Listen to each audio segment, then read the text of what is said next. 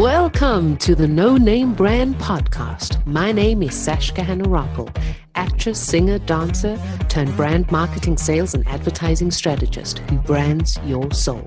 And each week, I bring you an inspiring person or message to help you discover your undergod, turn up your leadership notches, challenge the status quo, because you're fast and furious with a powerful message to share with the world. Thank you for taking time out with me today, and without further ado, let's get our creative and wisdom juices flowing. Shazam, folks, we are back with another episode on the No Name Brand Podcast with me, your host, Sashka. And today I've got someone on the show who, as an innovator and serial entrepreneur, literally made 10K in 2 seconds. One of the myths of online marketing. Clearly, this got me thinking, as the promises in the market today for actually achieving this kind of success is marginal, but not for our next guest. He has a natural curiosity, starting with dreams of wanting to grow up and have hair. And when that didn't work out, he followed his instinct to wanting to know how everything works. But his biggest desire is to influence the startup culture and to teach people about using their creativity in business. Yes, please. And perhaps even how to generation compensation for new business ideas. Now, don't go thinking that someone with a high curiosity and an affinity with startups means that this is only related to tech or similar. Our next guest is just as closely aligned with cultural anthropologists as with tech junkies. I like that type of person. In fact, our next guest is a regular at the biggest gadget and tech event in the world, Consumer Electronics Show. God help me, I think I would get lost in there because I am fascinated with the inventions that folks come up with and taking them from idea to prototype to reality. Now, our next guest is a futurist, serial entrepreneur, and is best known for being the founder of National Day Calendar, trending over, get this, 450 times on Twitter last year. With the Facebook reach in the hundreds of millions, oh my God, National Day Calendar is followed daily by more than 20,000 media outlets, including Elvis Duran, Ellen DeGeneres, Fox and Friends, and Good Morning America. With over 10 million people following our guest online, National Day Calendar is the most popular trending topic of all time. And if you think that's all, get this. He has appeared in most major newspapers, from the Wall Street Journal to the Fargo Forum.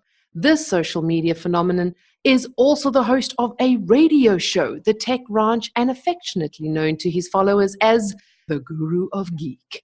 This unique platform has given our guest first-hand knowledge in emerging technology trends and hardware. With a passion for startups, he has been directly involved in the creation of Package, Talking Trail, Zuvio, Awesome 2 Products, 365, and, of course, National Day Calendar. His community projects include 1 Million Cups, ND, the North Dakota Automated Vehicle Collaborative, the Old 10 Scenic Byway, North Dakota Music Hall of Fame, and the Mandan Independence Day Parade, to name only a few.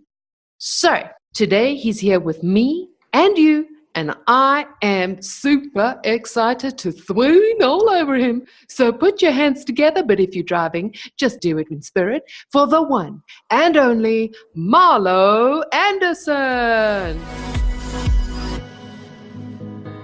Hi, Marlo. Hello, how are you today? I'm very well, thank you. I need to have you read my bio more often. That was fun. I had so much fun putting it together. I'm like, oh my God, this is amazing. So let our listeners know, where are you in the world today? So sitting in Mandan, North Dakota. So if you're familiar with the United States, we're upper Midwest. The Canadian border is probably about 150 miles to the north of me. Oh, okay. So So Yes. 150 miles is about 250 I kilometers. think that'd be about 350 Mm. kilometers, somewhere in that neighborhood. Yeah. Well, I was only 100 off. That's all right. Wasn't very good in all those distances. Not a problem, people. It's only like 350. Fine. So to kick things off, I am super curious. 10K in 2 seconds. Really? How, where, when, what? How did this happen? While it was just, you're talking about National Day calendar and how it got crazy. So it was just a hobby when we started, and people just started to follow. The media started to follow. And I guess kind of the rest is history. We became this go-to source for the information how national days started. And that's all National Day calendar was, is we just researched these national days, and we had just risen to become the authority on it. I don't know. I think people like to celebrate. And, yesterday was National Pie Day, for example. And everywhere I went, people were eating pie. And it was just kind of amazing how this goes. So it's hard for me to put a kind of the pulse onto why this has become such a big deal, outside of the fact that I think people just like to celebrate every day. Mm. Why do you think people like to celebrate? Well, we're consumed with 24/7 news cycles now, right? I mean, it seems like the world is always on fire. It's really no different than it ever has been when you really think about it. I mean, these issues that we're facing today. I collect old newspapers. I mean, I have papers that go back hundreds of years, and I read through them, and the stories are the same. The players are different. We've been faced with a lot worse tragedies and wars. I mean, in fact, we lose fewer people to wars now than we ever have. But you would never know that. Crime rates in the world are down significantly over the last couple of decades, but you would never know that. So we're consumed with all of this all the time because we have information at our fingertips, and the 24/7 news cycle just repeats and rehashes all of this bad news all the time. So I think people are just in the mood to take that to a different direction. And it gives us a reason to get together with family and friends and celebrate. And I think that's really what it's about. Who creates the national days? Well, right now we do. And we do that in combination with partnerships. Oh, So okay. for example, Microsoft came to us not too long ago. There's an online registration form on our website, and you can register there. So one example would be like Microsoft. They came to us and they suggested that we should have a National Solitaire Day. And our committee thought it was clever because, that's probably one of the world's largest pastimes, is playing solitaire at work, right? So it was kind of a fun thing to do. So we moved forward with that. So kind of gives you an idea about how it works. About 25 to 30 new national days are okayed every year out of those 20,000 applications that we get. So it's a pretty big deal when you get one. So someone has a really cool idea like National Spock Day or something to that effect. And then they come to nationaldaycalendar.com and find the form and fill it in. And then if it gets approved, then it's official that it's a national day, Yeah, I mean, through our process, it's not official as in a congressional type of designation, but it's interesting, even in our country, I've appeared at events with congressmen, governors, high political people, and they ultimately always have me do the proclamation because they know that will get the following. Whereas if they make the proclamation, nobody ever knows about it, So it's more about the fact that we have a significant following. So we just have become this authority on declaring days. And, anybody can try. And if you're successful at it after a couple of years, we'll notice the trend and add it to our calendar. But if you want a fast start and actually have it succeed, we're probably the route to go. That's pretty cool. Kind of like with social media, with Instagram and Facebook Lives and everything being at our fingertips, where it's our own broadcast studio, instead of waiting on the government to say, oh, this is an official holiday or this is official day, you take it into your own hands and go, hang on a moment, I can create this. There's creation within me. So that's pretty cool. I'm going to start thinking of national days now. And the national days are just in the States and only for residents of the state and Canada, or how? How does that work? So National Day Calendar is based in North America. So for that is true. But we do work with international days as well. And a bigger trend, I'm trying to remember the day that we worked with. It was I'm sorry, I'm just drawing a blank right now. It was a disease that they wanted to make aware with a certain population in Europe. And for the life of me, I cannot remember the name of the disease. So we worked with them to bring awareness to that. Wow. So yeah, I mean, we're looking at more and more international type of days all the time. So it doesn't matter if you're in Sweden or Australia or whatever. People around the world enjoy celebrating. So we'd like to work with those countries as well. I love that. So National Day Calendar is something pretty much different to the tech ranch. So there's like Yes. two different spheres. Yes. Like serial entrepreneur, amazing. How did you go from there to there? And how do you balance it all the different businesses? Well, it's more about the people that are around me that allow me to be a little creative. So I have great people around me, 3 partners that are amazing, and they kind of do the day-to-day grind work, I guess, so I can go out and have fun and be creative, I guess. That's how it works. I mean, if it wasn't for them, this would never happen. It's like with Zumba. Zumba's got 3 partners as well. They all call Beto, and the one will be the creative, the other one's the financial, and the other one, I can't remember what they're doing. Is that pretty similar to how it runs with you? So you're the creative, bring in all the ideas, and the others like the financial and... That's pretty much exactly right. Yeah, I mean, they're the glue to the place here. So you've hit the nail on the head. That's exactly how it works. And it's so important because we can't be everything to everyone.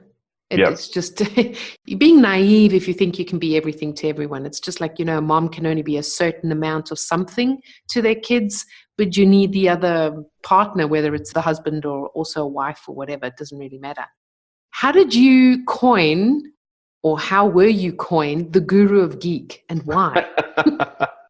So the radio station, when I went to start working with Town Square Media, people always used, let's go talk to the guru or whatever. So it was just kind of a marketing term that they came up with when I started the Tech Ranch radio show about 6 years ago. And it just has kind of stuck. And one time I probably wouldn't have embraced that so much, but over the last decade or so, I've just decided that I really am a geek, and that's just how it is. And I don't care anymore if anybody thinks that of me. So, and geeks rule the world now, I guess. So They do. They do. Actually, I saw a Facebook meme the other day where they had, like, 20 years ago, the typical picture of a nerd, and that same picture today is they're the ones that rule the world. Right. So it's pretty true, because it's like, we need them. We need all types of people now, people. Yeah.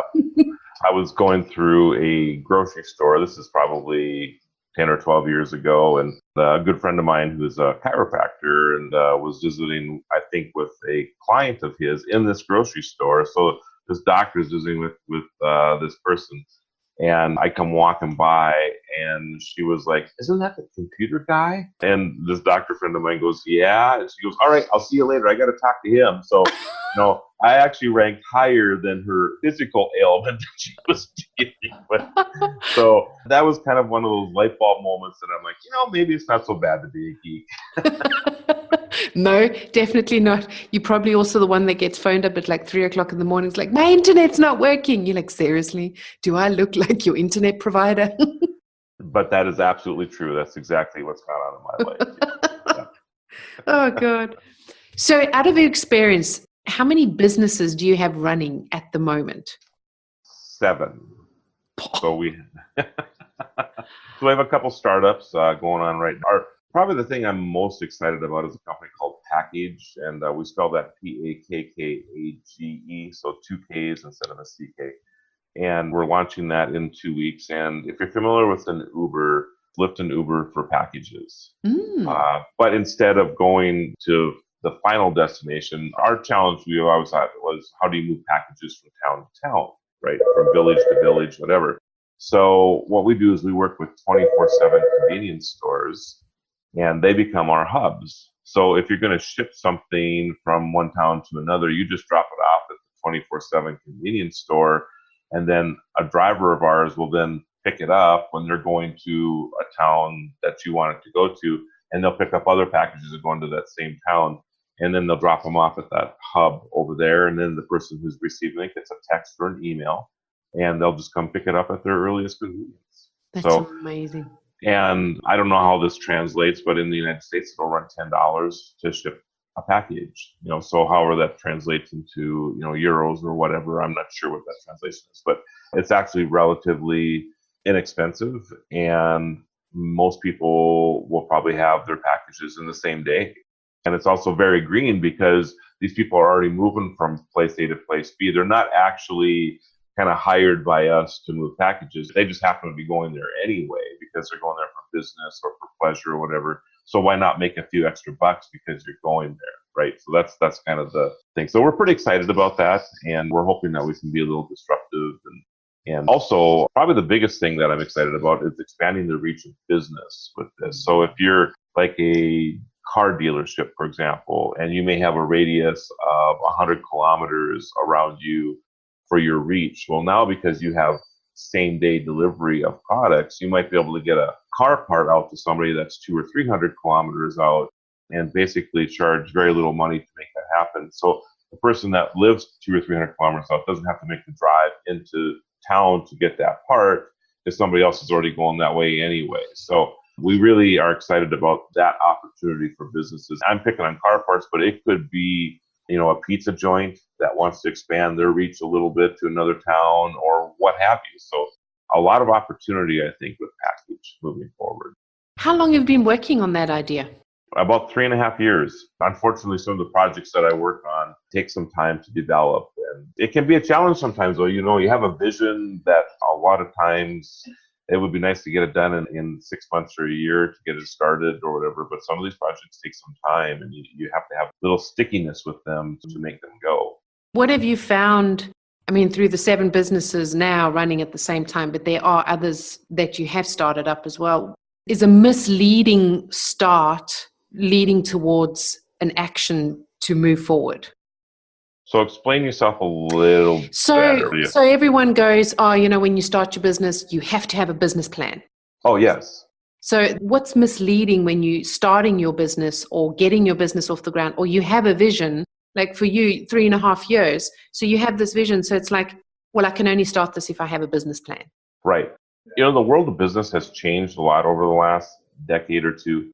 So I don't know, like National Day Calendar, for example, I mean, that was a hobby that turned into a business, right? Mm-hmm. So I was at a conference yesterday, and I think there were some bankers in there that I admitted that I do not have a business plan, for that business yet. But I'll probably get there and get that done sometime this year. But I'm not so sure if you're in business already, how important it is to have a full-blown business plan.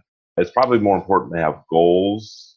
And, the business plan a lot of times is more about, if you need financing for your company and, so you have something to take to the bank, and what they're after, they're just doing their due diligence. They want to make sure that you've really thought this out. Yeah.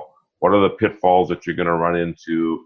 What's the runway that you're going to need between the time of startup to the time that you can actually start bringing income into your business? So how much money you're going to need to hold you over? Because I'm not going to give you $100,000 if you actually need $1 million to make it, because I don't want to lose my 100,000, right? So you need to have all of that stuff figured out. So there's a place for business plans. If you're probably a little more seasoned, I would call it more of a business summary that you should maybe have in place. I run by I'm looking around here, so I don't know if you can see this. I know most people are listening, but on my little piece of paper here, it says sell first, build second. Yeah. Yeah. This is my motto. This is the thing that I follow. And I want to see if when I start something up, I want to see if other people are interested, and are they willing to pay me for this? Are they willing to pay for this service? If they're willing to do that, then I'm going to figure it out. That's kind of how, like Package got started, because, I had the idea. Then you start asking people, how much would you pay for this? Would you be willing to go down to a convenience store to drop your package off? And, then they're like, well, yeah, I mean, the post office already requires me to go down to the post office to pick up my package or to ship it, right? So that's no different, except that you're open all the time, right? And I can ship stuff on Sundays, and I can ship stuff at 2:00 in the morning. Why would I not do this, right? So then you start thinking about, how do I make that happen? And that's kind of the philosophy that I use to start things up. I love that. That's what I say to my clients as well. I'm like, sell it first. Like, get it out there, because you're going to see where the loopholes are, and then you can work on that. And at the same time, you're selling it, and you're going to fall on your face, and it's going to be fine. But otherwise, you're going to be thinking it all in your head, writing it all on paper, doing pretty logos and designs and everything, and you haven't even brought it to the client yet. And you don't even know where you are. And then someone just gets no, and then you don't believe in yourself, and then you don't feel good about yourself, and then your mindset's shot. It's just like, get in there, just dive in. I think Dr. Eric Thomas, he has a video that he shows at all his talks, and it's how there are different dogs chasing a ball, and they're all standing on the outskirts barking at this ball until there's this one dog that just runs in and grabs the ball and just goes, you just go for it, just do it. Don't wait for something to happen because someone else is going to take it. Yeah, exactly. Meant to be. That's exactly right. Yeah. So where are you now with package, for example? So now you're going into the market, you're going to be launching it. So now you would say, okay, now I'm ready. You've tested it, you've sold it. Now you're ready to do the branding, for example. Yep, and that's exactly right. Yep. Yep. So we're doing some big gala type of things at a couple of convenience stores, 100 miles apart, 250 kilometers apart, just to kind of get things rolling. Then we'll be adding what we call a route every week. And a route is a couple 100 miles wide. And then all the small towns that are in between these couple larger hubs, you can say, will be launched at the same time. So we're hopeful in the next 2 to 3 years that we'll cover all of the United States and maybe move into Canada. And we have interest in Europe as well. So we may start another team up in Europe and start moving through those countries as well. Well, definitely, because it's green as well. Because, there's so many cars already, and we don't need more cars and more UPS buying more vans and driving everywhere. So that's really, really convenient. This project aside, what else is happening where you I'm really excited about this? Like the starting point that I had with this, it's gone way beyond that. It's moving into influencing generations right now. Well, on the tech side, I'm a big autonomous vehicle advocate. So I think that autonomous vehicles are going to be really interesting in the next couple of years. And I think a lot of opportunity for a lot of businesses, a lot of companies in that space. So I'm pretty excited about that. I am not in that industry, though. I just kind of consult and I report on it. And I've seen the changes over the last 4 or 5 years. And I'm really hopeful. I'm looking at some legislation here in our home state right now that might suppress some of the activity with autonomous vehicles. I'm the exact opposite. You need to people explore, let people, I know there's safety factors involved. One of the things that I think governments now make mistakes on is they don't let companies maybe experiment a little bit themselves on things. And autonomous vehicles is a great example. I just don't think that Chevrolet, for example, will put an autonomous vehicle on the road if they think it's going to harm somebody, because the PR that would happen because of that is more significant than any government regulation if somebody were to die in one of their vehicles, right? So they're pretty sure that their technology is going to work, unleash it to the masses anyway. Because again, we live in this 24/7 news cycle. That is the bigger deal here. So I just wish that government sometimes would get out of the way and allow businesses to do their thing. That's just me. As far as National Day and the influence that has, that to me is pretty profound. I always thought that what we did with National Day was very trivial. Even when we started it as a business 3 years after we started as a hobby first, 3 years later spun it into a business. And I just didn't understand why people were going gaga over National Pie Day and all this other stuff. But then we started to get some letters from people. In particular, I had a letter come from a parent of an adult child of theirs with Down syndrome. And this child of theirs goes to like an adult school every day with other people who have similar maladies. And this parent was telling me about how they live for these national days. Wow. And she said, it was a very, very sweet letter, but how her son gets up every morning. She's never seen him so excited because today is another national day and they get to celebrate. And it really got me thinking about, what we're doing, the impact that we have in the world that we don't even know about. And we get letters and response like that all the time now. So it's pretty cool, what National Day has done. And of course, the impact on business too. We're out celebrating, so we're not afraid to spend a couple extra dollars on a piece of pie or have a beer with somebody or whatever. National Beer Day. So, we had a Wall Street Journal here in our country did a story on National Day calendar about a year and a half ago on how we impact the national economy. Wow. My only thing is I wish I got a penny for every time that somebody would buy something like that for us, because then we would do okay too. We haven't figured our monetization out very well yet, but we're getting there. So. Well, that's pretty. How's that for rambling on? No, I love rambling because in rambling, whilst you're rambling, I'm like, oh, I got this question. I got this. I'm like, I got to very write good. this down. So Yes. you're the creative from all your partners, or the most creative. How are you plugging into your creativity when you're in a state of doing all the time? So your mind is always switched on. So how are you switching off and switching on to your creativity, or is it always there? For me, it's always there. So I guess I've never had an issue with that. I'll listen just like you and I are visiting right now, and this conversation will spin ideas for me that I jot down or whatever. And it's always that way. I love talking to other entrepreneurs. And, usually we spin up 2 or 3 businesses in 10 or 15 minutes, or little offshoots or different ways that they can market their products or whatever. So it's just, I don't know, it's just always been a process for me. I'm not really sure why that is. I grew up left-handed. This is my own little theory. And I broke my collarbone, and I kind of switched to being right-handed after that. And then, like my computer right now, people ask me all the time if I'm left-handed. It's because I got my mouse on the left side. I said, well, no, I can use it with my right hand too. So I don't know if it's just because I've trained my brain to be on both hemispheres, or what the deal is. But yeah, that's just my own little theory, I guess. You've like, what's it called? Kinesthetic. So when it helps kids or even adults calm down, or if they're hyper anxious or stuff, doing the opposite. So putting your arms in front of you, crossing your fingers, just stroking from the left to the right and stuff. So your left and right brain are just, you did it from the right age. It was just like, yes, I think so. Yeah. So I think your theory might not be way off. I think Okay. It's pretty good. Yeah. So it's pretty cool.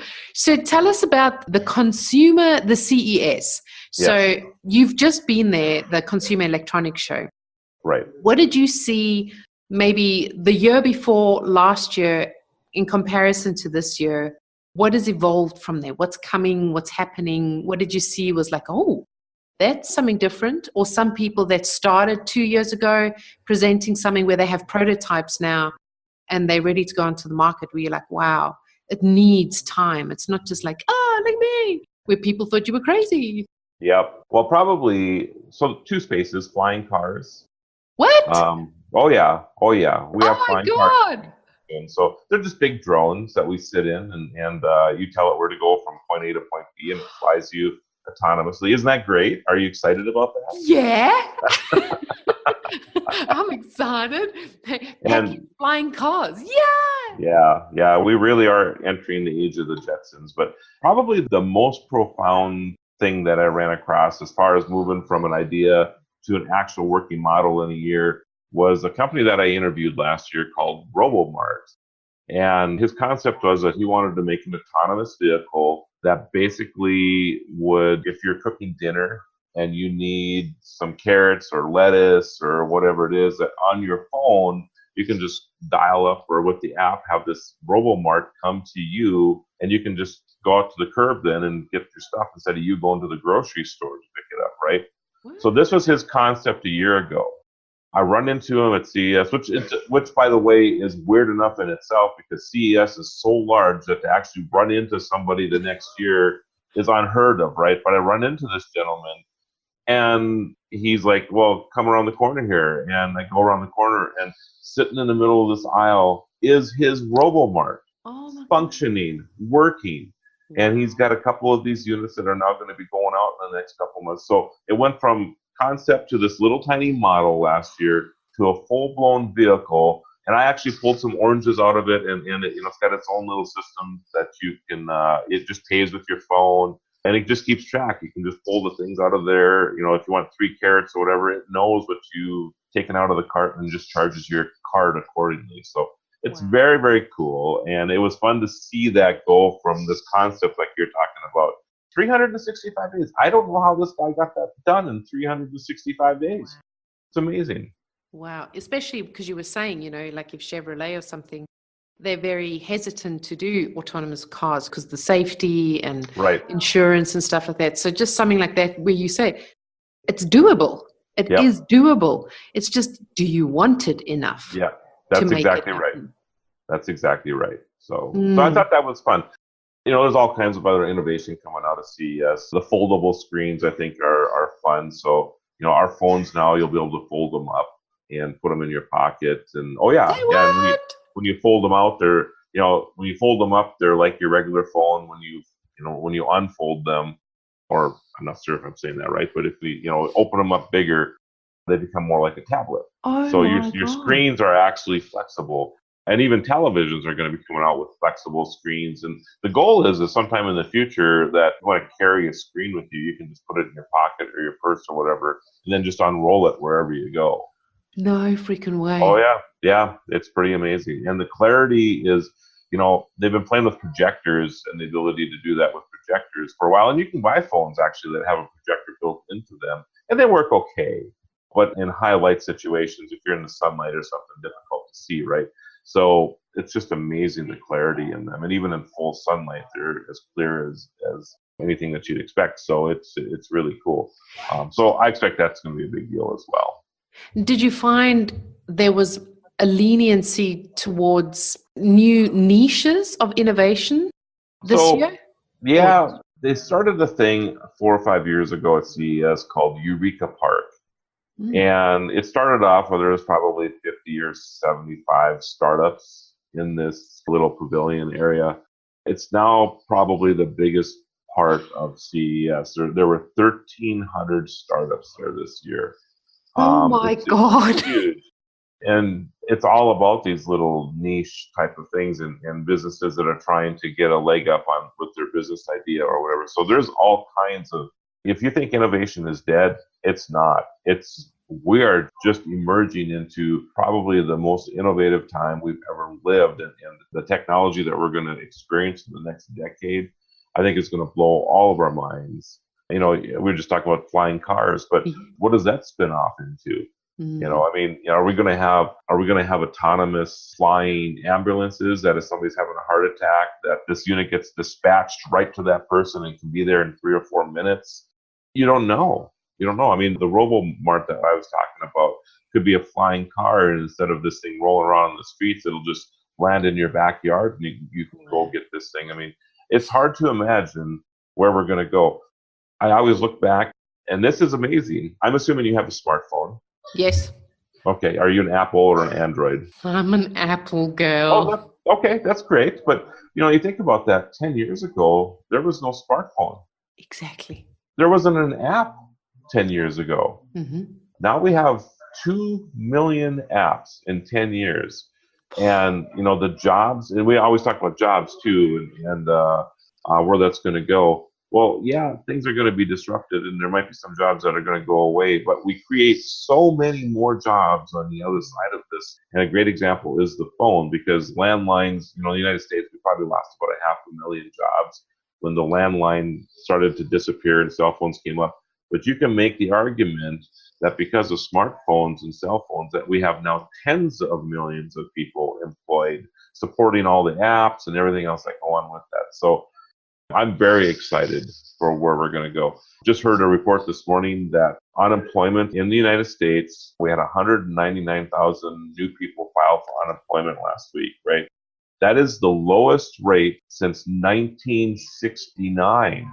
Wow. And I was going to check in on this and see, I don't know, we have more population in the United States. I'm going to guess that from 1969 to now, we've added at least 50 million people. So the fact that we have more population, and this is the smallest number of unemployed we've ever had in our country, I bet you, as far as percentage goes. And it's all because of technology. These people we're adapting, and there are so many jobs because of this. People just don't need to worry about what I'm going to do in the future. It's going to be different, but there will be jobs for you. There's no doubt in my mind about it. So I was late with the interview today because my kids had a career day unplanned. And cool. Just asking them as well. So, what careers are out there at the moment? And I was speaking to some mums as well, and they were going, things that are presented now never would have been around 10, 20 years ago. The opportunities that the kids have now, they take a little bit for granted because it's just part of life now. But the most exciting job, which is really interesting that I heard from all of them, was like, I want to be a barkeeper. I'm like, what? Are you kidding me? I'm like, yeah, that was so exciting. I'm like, okay. Well, what I see is that people are leaning more towards people, but still wanting to combine it with technology. So I'm really excited to see where that goes and where that leads. instead of seeing technology as a rift between communication, but rather bringing Right. it together. Yeah, I agree. I think that's exactly where it's going. I'm very excited about that. So we're coming near the end.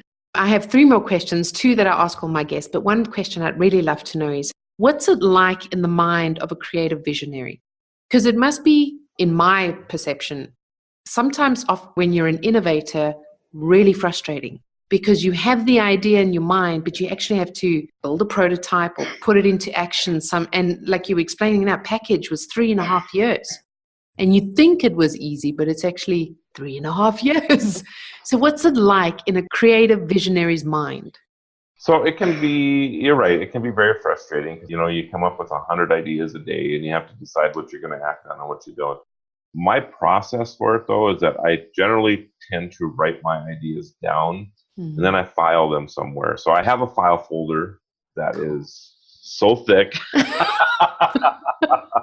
Oh my God, I want to see that. Yeah, but I write them down and I throw them in there.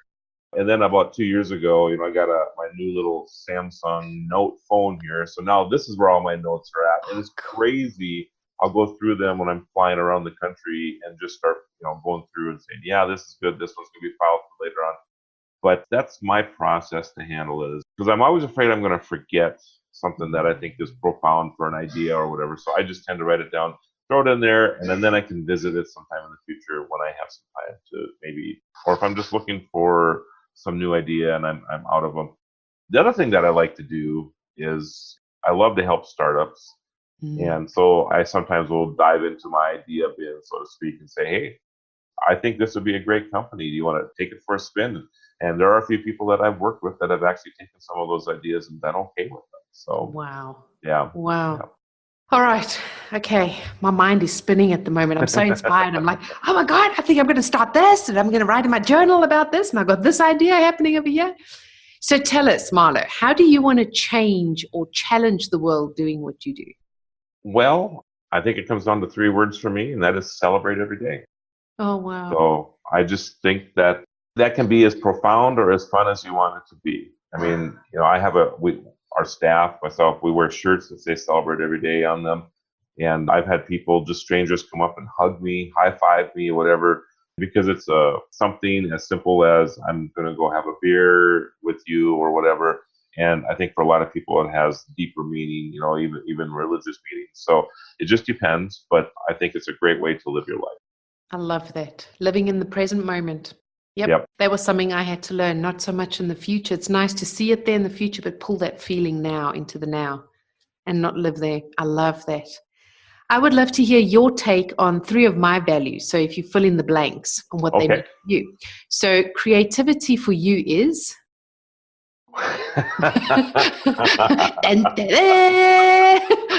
Ladies and gentlemen, I think I've stumped Marlo. Yeah, well, I'm trying to figure out a way to say that. It's not so many words, I guess. So creativity to me is visiting with friends and making sure we have a bar napkin in front of us so we can write down our ideas. That is a what in front of you? A bar nap? Yeah, a bar napkin. A bar napkin. Oh, okay, got you. A bar napkin. What we always joke that all of our best ideas come over beers, right? So, you put your beer on this bar napkin thing. Yes. So So it's always funny when you leave. I have a couple friends that sometimes when we get together, we'll have all these napkins. And some of them, the other night, for example, 3/4 of them were wadded up and thrown onto the table already. It was hilarious, actually, how many ideas were like, oh, that's not going to work, but we're on to the next one already. So it's hilarious, but yeah. This is so nice to hear because I'm not alone. Oh my God. I don't know how many serviettes I have we call them serviettes. So I don't know napkins where they're lying around. I'm just like, all the scribble notes and infographics and organigrams. And we're like, I love that. Yes. Passion for you is? Friends and family. Oh, I like that. Wisdom for you is? I am not a book reader. I should be, and I enjoy books, but I just I don't like to pollute my mind, and I shouldn't say that in that regard, I guess, but I think it's valuable to have life experience of your own. So that's what I would say my wisdom is, right? And then build off that life experience, not other people's life experience, You can maybe mold other people's life experience into that. But that's why I don't read a lot of motivational books or whatever, because I got enough going on in my own head. I don't need to pollute it with other people's thoughts. And I know that's what most people do. I know a lot of people who like to read a book a week or whatever, and that's fantastic, and they're learning, and that's great. I don't know. I just don't have enough resource in my head left to absorb other people's thoughts. So anyway, yeah. I think you should be writing your book, Marlo. Yeah, I'm going to do that one of these days, but that might be a year or two out yet. So. Cool. Well, package took 3.5, so there's not That's that right. far off. That's cool. That's exactly right. Exactly. Marlo, thank you so much for being with us here today and sharing so much awesomeness about you. It has been amazing getting to know you. And the listeners I know are going to love this. I hope that I know that they're going to be just as sparked and switched on after listening to this. And you can find out more about Marlo in the show notes, as well as find him on social media and the website links, his favorite quote. His favorite book will probably be his own, and his favorite ventures. You can find out all about him. And I'm looking forward to seeing all these cool ideas being launched, and keep us updated with package. Yeah, I will do that. Thanks again. It was such a pleasure being on your show. Thank you so much, Marlo. And to everyone and all the listeners, remember to be fast and furious and to be the change that you want to see in the world. Starts with you and then it ripples out. I will see and hear you next week. In the meantime, have an awesome week. Love you lots. Bye-bye.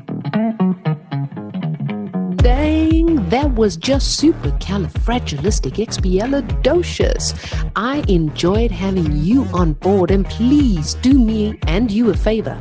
Head on over to iTunes, SoundCloud, or Stitcher. Click subscribe, and a super bonus, leave your review and you stand a chance of being announced and advertised on the show. I'm always striving to ensure that your brand is uplifted and empowered. Remember, done is better than perfect. So be sure to subscribe, leave a review, and send in your feedback too. You're the absolute best. Keep rocking.